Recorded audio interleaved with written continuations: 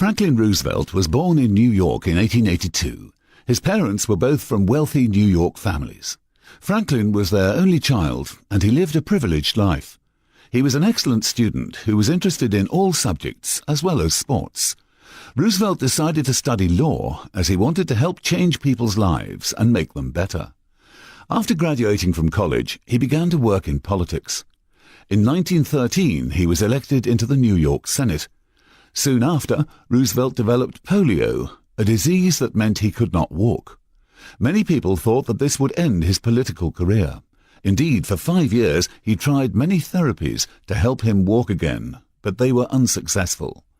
However, he was a fighter, and with the help of his wife Eleanor, he started to walk again with the help of sticks and metal braces on his legs. In 1932, Roosevelt was elected the President of the United States. Roosevelt was president for 13 years, the longest time any United States president has ever served.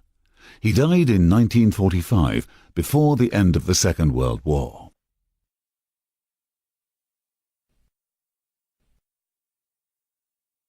Now listen to the third part of the test. Part 3. For questions 1 to 10, tick which you think is the correct response, A, B or C. 1. Here's the book you asked for.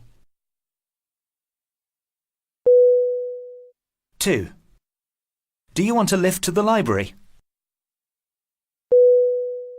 3. I'm afraid the course is already fully booked. 4. Is that the wallet that John lost yesterday? 5. Have there been many applicants for the job? 6. How often does she check her emails? 7. His lecture notes are really difficult to read. 8. Would you mind handing this to the department secretary?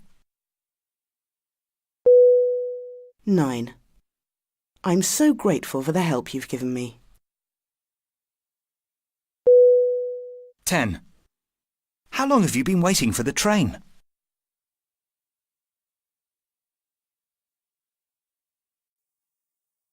Part 4. You are going to hear someone reading the news. From the information you hear, you must tick whether the statements are true or false. Remember that to be true, a statement must be correct in every detail according to what you hear.